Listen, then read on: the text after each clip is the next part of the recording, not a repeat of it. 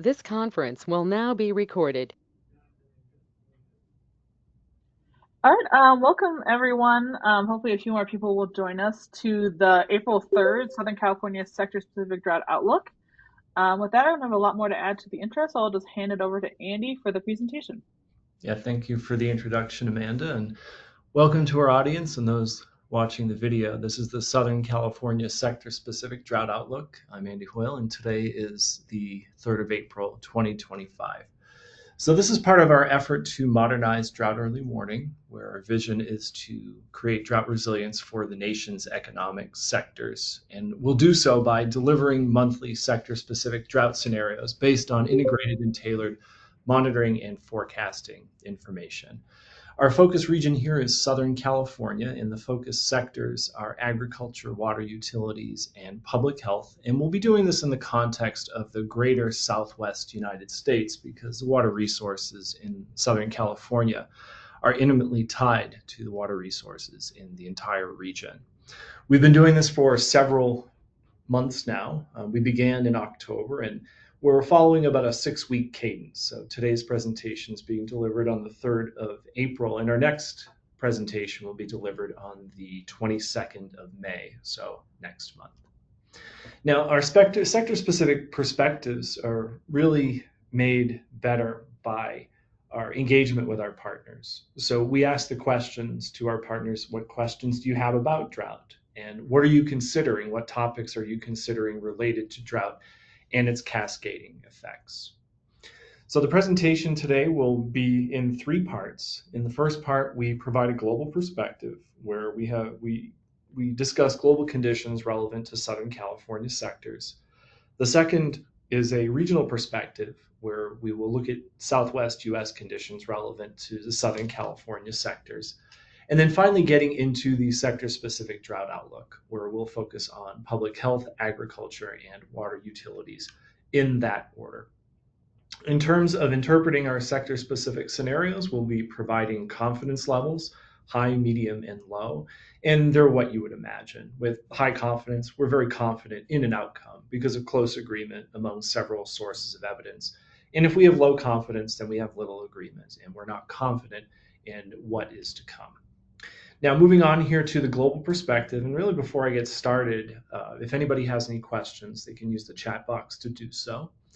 And here is the beginning of the global perspective, where we begin with the El Nino Southern Oscillation. So the El Nino Southern Oscillation, because of its slow variations and its impacts on the global weather systems, it's very important because it provides us quite a bit of predictability or predictive information about regions like Southern California. So the El Nino Southern Oscillation is composed of 3 phases: El Nino, La Nina, and Enso neutral. And they're related to anomalous weather conditions over Southern California. Now, where we were over the past winter is we were in a very short duration La Nina event that did produce some impacts over that part of the world. And that will be a big topic of conversation in the presentation here.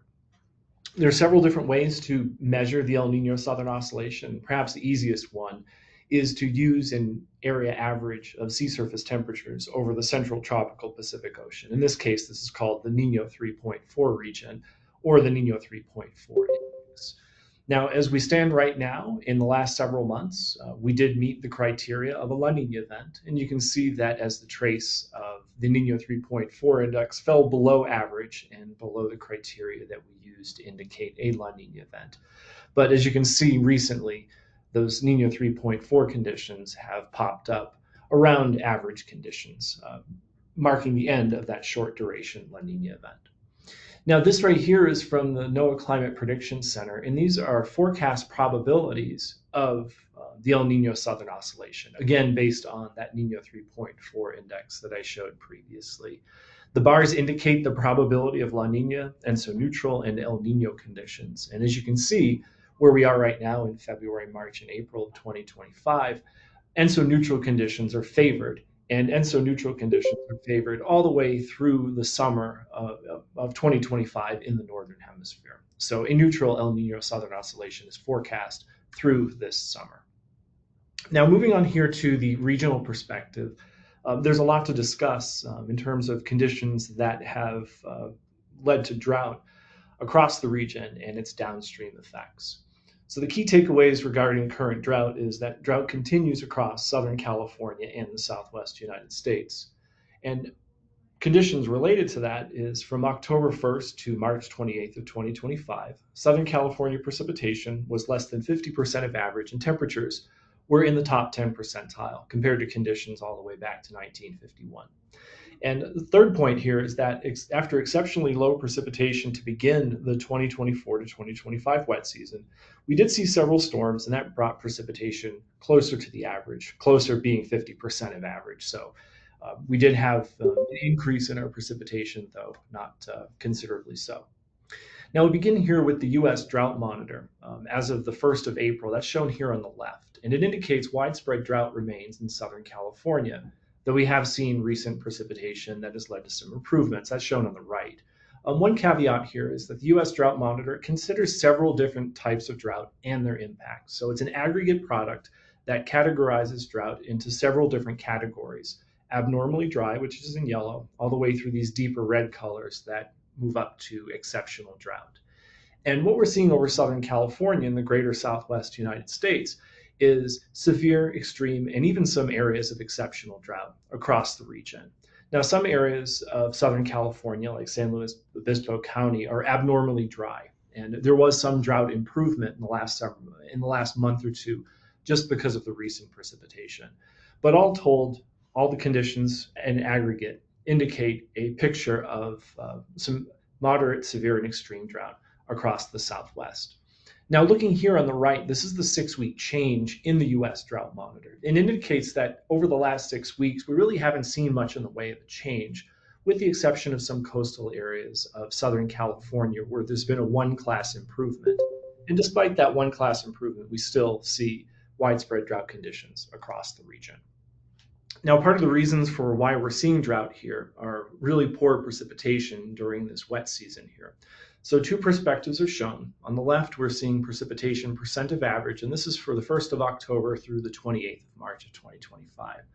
On the right is precipitation percentile rank, and this also is from October 1st to March of 2028. The ranks that are shown on the right are compared to conditions between 1951 and 2024. On the left, we're seeing precipitation percent of average compared to 1991 to 2020. And the reason why the two baselines are different is because that 1991 to 2020 period is what's widely used in operational forecasting. Both show a picture of extremely low precipitation. So on the left, you're seeing 50% of average precipitation and even lower than that across the general Southwest U.S. region, with those conditions really exemplified there over Southern California.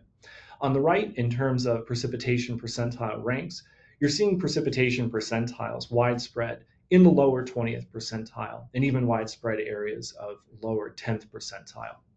Now, zooming here into Southern California, you can see here along these south coastal regions of Southern California, about lower than 50% of average widespread. And even into southeastern California, we're seeing even lower values that are less than 25% of average.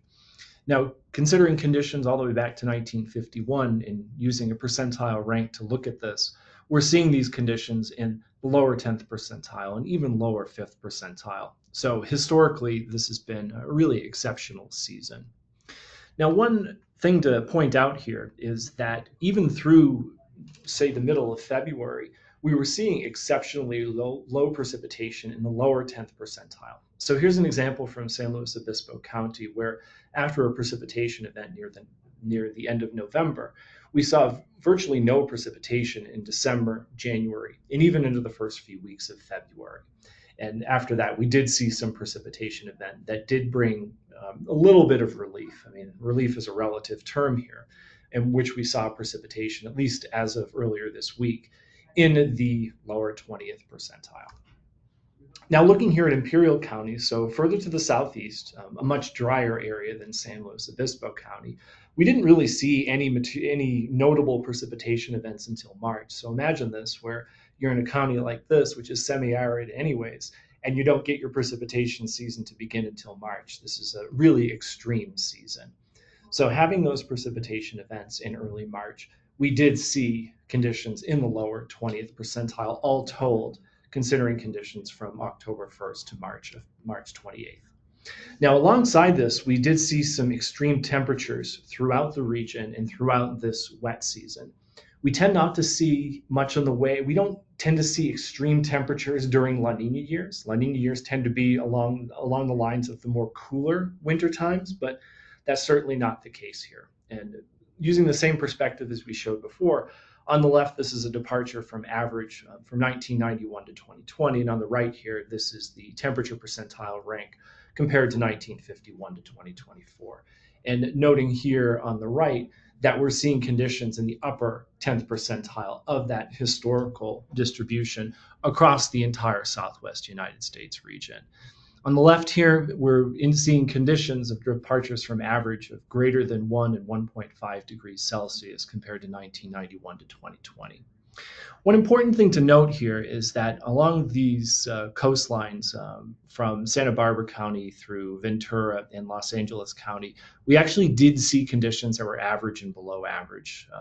And the reason for that is the June gloom actually kind of came in a little bit early and kept temperatures down there. But on the large scale sense, across the region, temperatures were really in the top 10 percentile and very, very warm. Now getting into the county level perspective, so this is San Luis Obispo County maximum temperature, and you can see the range here, which indicates all the way from the historical maximum and historical minimum. You can see the seasonal cycle of temperature, of daily maximum temperatures here, which reach their minimum during the wintertime and increase and reach their maximum in summertime. Also shown here is in the black line is the 2024-2025 wet season, all the way back to October, and indicating here that we've had some periods of some really warm temperatures compared to historical conditions in San Luis Obispo County. And that includes the end of February, even in the last week or so, sort of the middle to the end of March, and even periods in December and January as well. Now, looking here at Imperial County, a much warmer place than San Luis Obispo County, what we've noted here is that we've had some very warm temperatures compared to that time of year in February and even in the most recent period toward the end of March.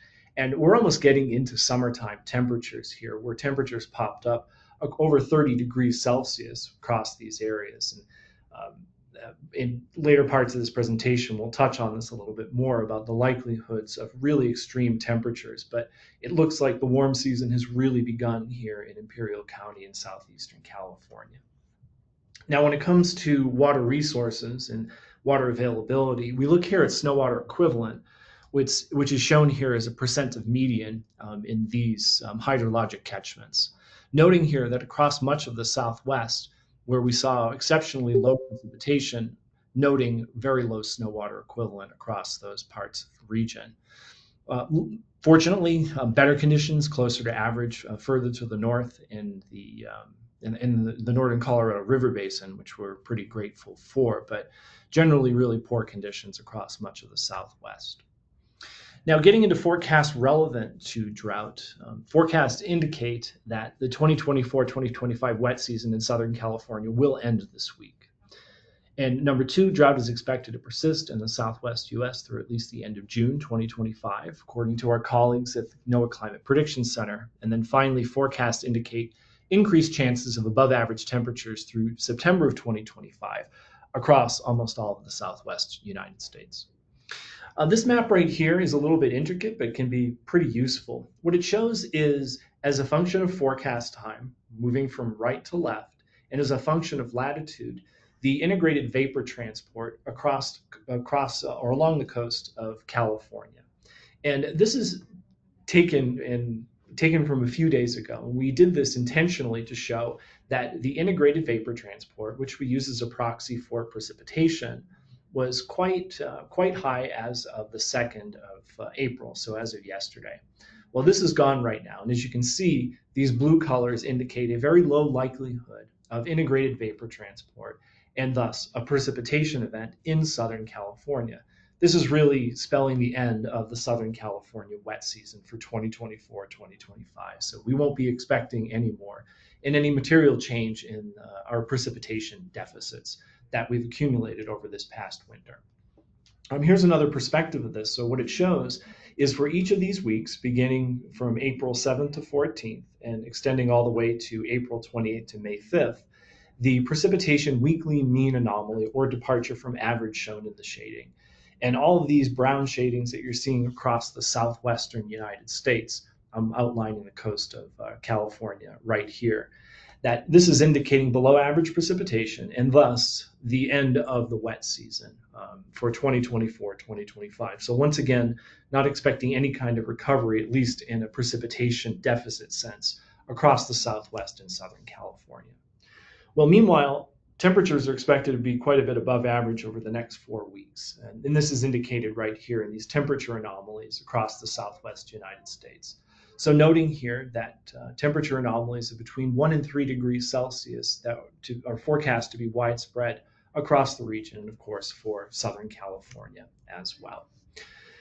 Unfortunately, for the next several seasons, these are 3-month periods in the future, we are indicating above average temperatures, and for at least the next 3-month season, April, May, and June, indicating below average precipitation across the Southwest United States. So that's being shown here for April to June with precipitation chances indicating below average precipitation across the Southwest United States with the greatest chances in the Four Corners region and below average over Southern California.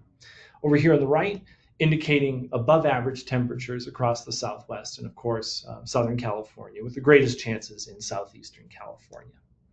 Now, it follows that the NOAA drought outlook produced by the NOAA Climate Prediction Center would indicate a persistence of drought across the Southwest. And you can see this here in this brown shading, which is indicating drought persistence from when the outlook was released on March 20th all the way through the end of June of 2025.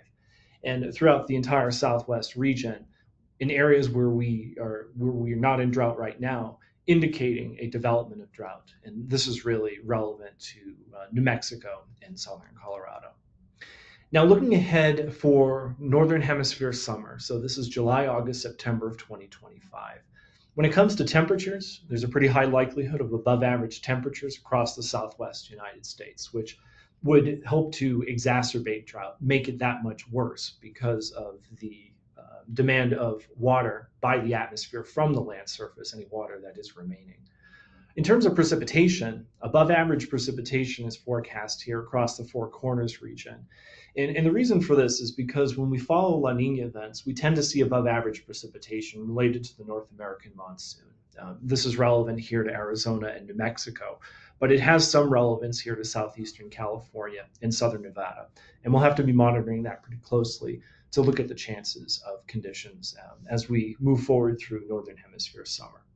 So we did put together a weather scenario here, and this weather scenario is as follows. It's the 2024-2025 wet season in Southern California will end this week. We're confident in that, and highly confident in that. And temperatures are expected to be above average during spring and summer of 2025, with periods of extreme daytime high temperatures. We're highly confident in that, and we'll get into that a little bit more in following parts of the presentation. So having finished that part of the presentation, if there's any questions, I'd certainly invite our audience to ask them, whether it be in the chat box or just speaking up verbally.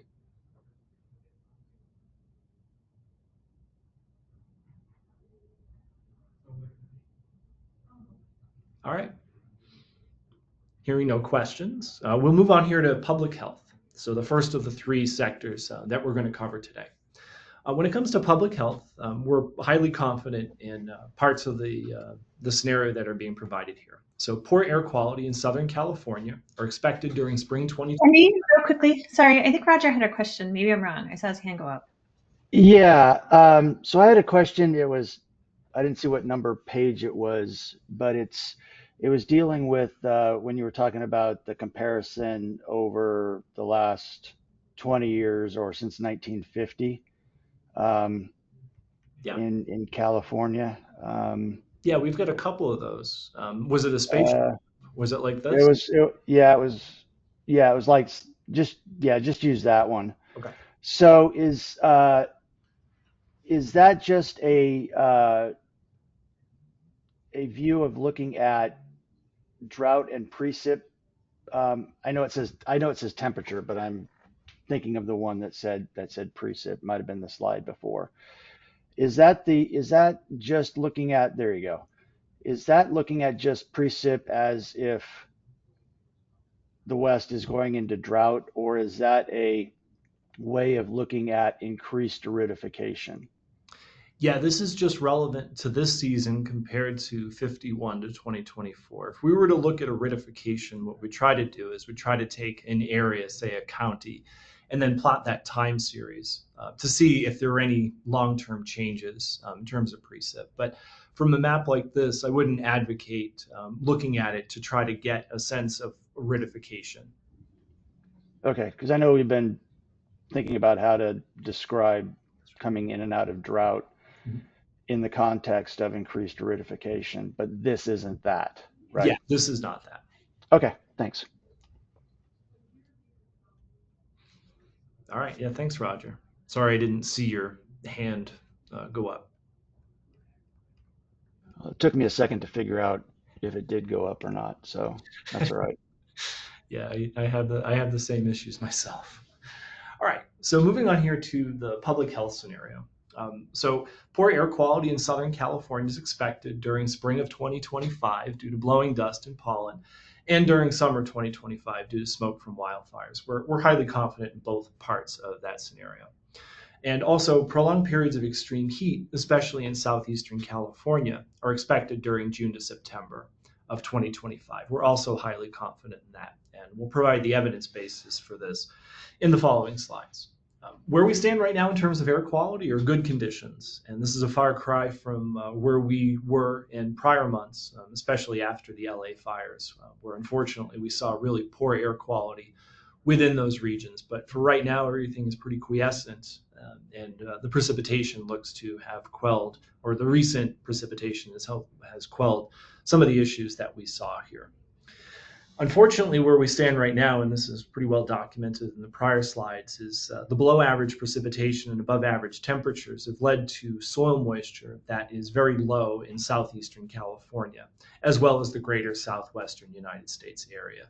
So this is soil moisture percentiles on the 1st of April, produced by the North American Land Data Assimilation System and the map produced by our colleagues at the NOAA Climate Prediction Center.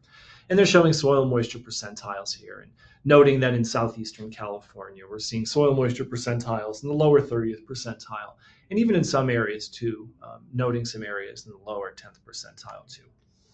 Now, in terms of soil moisture forecast, this forecast integrates the information that was shown in the prior slide with forecasts of the weather and climate conditions through August. And what happens is that model then produces a soil moisture percentile. And as you can see here in southeastern California and the southwestern United States, that widespread low soil moisture percentiles are forecast to persist and even get that much stronger, especially in southeastern California. Proximate cause of that being really high temperatures, because during the wet season, you wouldn't expect precipitation, or during the climatological dry season, you wouldn't expect precipitation to have any material effect on that. One other issue here is that with a really dry land surface, you've got dust that can blow around. And what's being shown here is wind speeds are likely to be above average during April, May, and June. This is from the Copernicus Climate Service. And what it shows is the chances of above and below normal wind speeds. So these warmer colors are indicating higher and higher likelihoods of above normal wind speed, and these cooler colors are indicating higher and higher likelihoods of below normal wind speeds. And you can see here over the southwestern United States and Southern California that there's an increased likelihood of above normal wind speeds. So above normal wind speeds blowing over a very dry land surface where there's particulates that can turn into dust. Now that'll get into the atmosphere and produce some issues, especially in terms of PM 2.5 and PM 10. Now, when it comes to fire, we're coming into the fire season in Southern California, that being during summer and fall. So on the left is showing significant wildfire potential during May of 2025, and this is from the this is from Predictive Services from the National Interagency Fire Center. The red contours here are over these GAC regions, so Geographic Area Coordination Center regions. And what it's indicating in these red areas is an above normal wildland fire potential. And that is really prevalent here in Arizona and New Mexico, where the springtime is an important time for them in terms of area burned with fire. Now, on the right is July of 2025. And from the same folks who are producing this forecast, they're indicating an above normal significant wildland fire potential across Southern California. And you can see that being due to vegetation that is coming into this dry season being rather dry. Those fuels are more prone to burn, and as a result of that, the burning would reduce the air quality. Another thing to note here is heat, and I alluded to this earlier in the presentation. So these two scatter diagrams are showing June to September days above a daily maximum temperature on the vertical axis, and on the horizontal axis, the October to December precipitation. So this is relevant for 1951 to 2023. Imperial County is shown here on the left, and San Luis Obispo County here is on the right. Because Imperial County is that much warmer, we use a threshold of 37 degrees Celsius. So this is showing June to September days with exceeding 37 degrees Celsius. And on the right, days in San Luis Obispo County exceeding 32 degrees Celsius. And as you can see here, there isn't that much of a scatter relationship between June to September days with a maximum temperature above 37 Celsius and October to September precipitation. This is actually, if you wanted to split hairs, it's statistically significant, but you wouldn't use it as a prediction. This relationship isn't strong enough. But what is really important to note here is that in recent years, which are shown in the red dots, there's a much higher chance of having extreme temperature days, days exceeding 37 degrees Celsius, greater than 90% of those days, than you see in earlier periods, say 70 days. So if you wanted to take these broad brush averages, you could say, well, back in the 60s and 70s, we may have 65 or 70 days with temperatures exceeding 37 degrees Celsius. But in the most recent period, say in the last 15 years, you now have about 90 to 95 days. So it's much warmer in recent decades, and this here would really affect agricultural workers and even folks who are just outside being exposed to the heat. The same principle applies for San Luis Obispo County. San Luis Obispo County is a much cooler place, but nonetheless, is seeing a much higher prevalence of extreme temperature days, those exceeding 32 degrees Celsius, in, say, the last 15 or 20 years compared to the 20 years centered around like 1970 or so. So this here is a repeat of the public health scenario. And if anybody has any comments or questions on the scenario or the evidence, they're welcome to ask.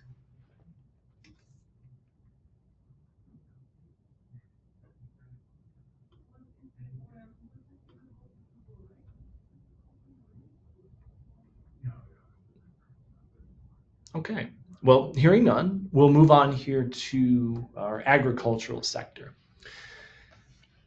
In the first part of the scenario here, low forage production in Southern California is expected in spring of 2025 due to the ongoing agricultural drought. We're highly confident in that because that's ongoing.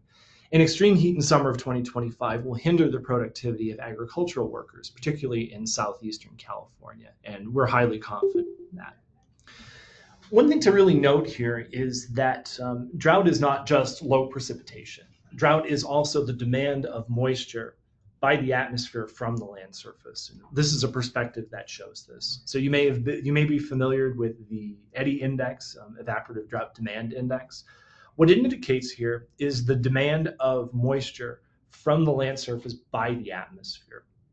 And this is over a period that dates back to the early 1980s. And what we saw for the 6-month period ending on March 26th was exceptional conditions here over southeastern California. And those exceptional conditions really indicate that this was among the highest evaporative demand such periods in our historical record. Exceptional over southeastern California, but also really extreme here in much of Southern California, extending up to the central coastal areas. Now, below average precipitation during each of the next 4 weeks. Unfortunately, the precipitation season is not going to extend further into April than it already has. And as a result of that, we're expecting very little precipitation in the Southwest and in Southern California over the next 4 weeks. So there won't be any real material recovery in terms of precipitation over the Southwest, and that will really limit agricultural production, especially in the forage that we had indicated before. Meanwhile, temperatures are forecast to be above average over each of the next 4 weeks. So a weekly temperature of 1 to 3 degrees Celsius above average, it's pretty significant and something that is pretty noteworthy and will likely produce additional evaporation from the land surface, further robbing the land surface of its moisture. So this is courtesy of Leslie Roach, who is at UC Davis. And what it indicates is that annual rangeland forage production tends to reach a maximum in March, April, and May. And you can see that here as a function of time and growth rate.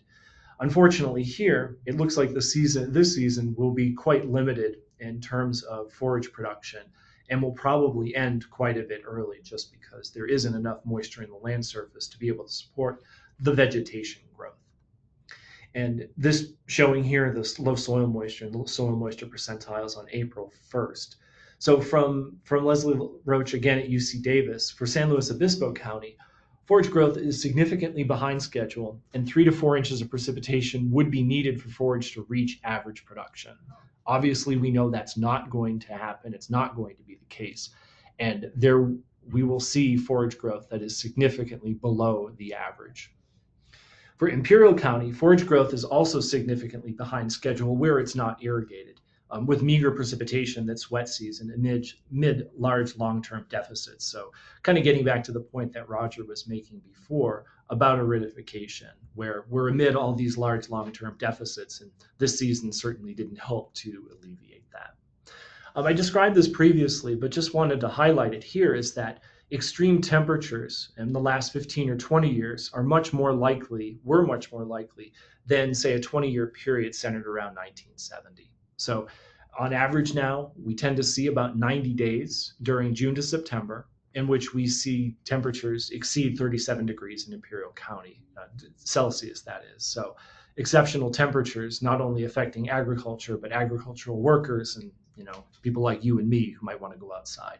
San Luis Obispo County is also quite a bit warmer now, and having those days exceed 32 degrees Celsius than they did, say, 1960, 1970, 1980.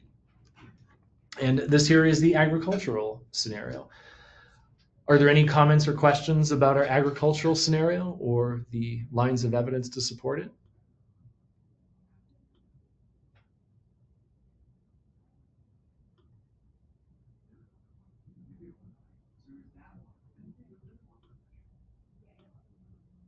Okay, well, hearing none, we'll move on here to our final sector, which is water utilities.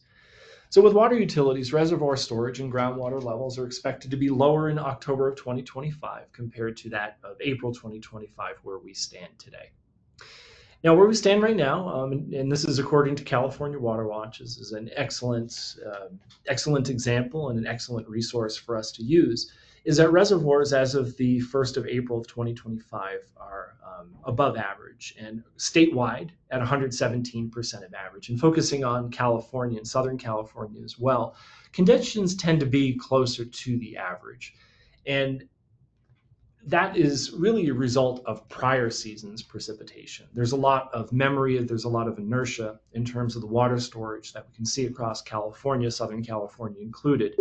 And as a result of that, reservoirs are near average across Southern California. In terms of groundwater levels, it's really mixed across the region, where we're seeing some areas with above average groundwater, some areas with below average groundwater. We just haven't seen the kind of recovery in these areas in groundwater across Southern California, just because we've only seen a few years of above average precipitation compared to what was principally 2 decades of below average precipitation. And this is amid continued use as well. So with the continued use of groundwater and not enough replenishment, seeing a lot of these groundwater measurement stations being below average. Also relevant here is the amount of snow that sits on the ground in Southern California and the Southwest United States. I guess one area to note that would be a benefit here is that in the northern Colorado, closer to average conditions. Unfortunately, it's not the case in the southern Colorado basin. One thing to note here is this is Lake Mead. Lake Mead sits a little bit downstream of Lake Powell. And this is from the Bureau of Reclamation, indicating forecast conditions from early this year.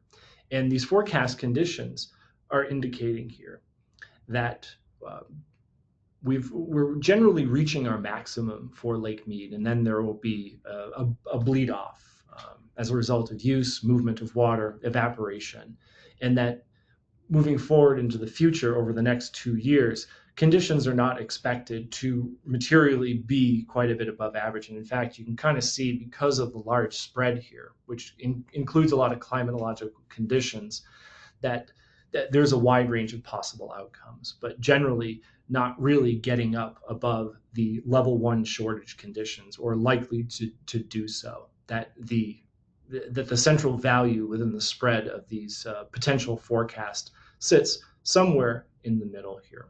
So as a result of that, not indicating any really big recovery in Lake Mead based on these end of month elevations from the Bureau of Reclamation. All right, so this is the water utilities scenario. And if there are any comments or questions regarding the scenario and the evidence, I'll be happy to address them.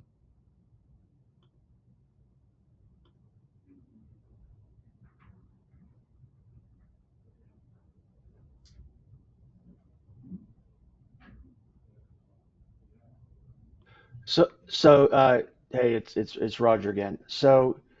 Uh, could you go back a couple, because you showed like what the groundwater levels and recharge.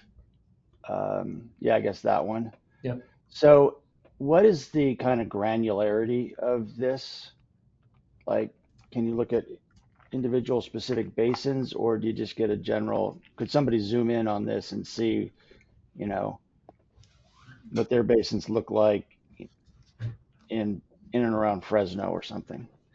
Yeah, that's a great question. Mike Anderson, he might be able to join us today. He'd probably be the best person to address that question because it's a product that comes out of his shop. Okay, because I think that would be one of the, the questions if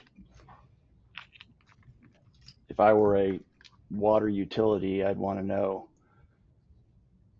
I would probably be monitoring my groundwater basins, hopefully, but then see what the forecast might look like and see if I could get some information from this. So, okay, thanks. Yeah, that's a really good point. Yeah, if Mike logs in the next 30 seconds, he might be able to address the question directly.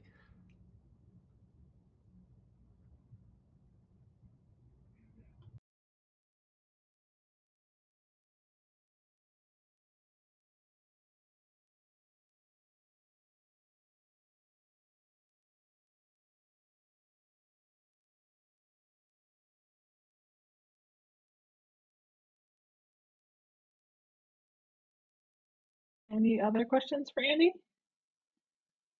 You got one comment, Andy, and from Kenneth saying thank you for the amazing work. Thank you, Ken. I appreciate it. Well, we appreciate it. This is a team effort. It's not just me. Well, I believe that was all your slides, right, Andy? That we can. Yep, that was the final slide. Okay.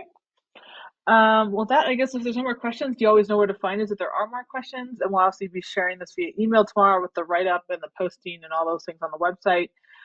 So stay tuned for that. But thank you all for joining today, and we'll talk to you next month.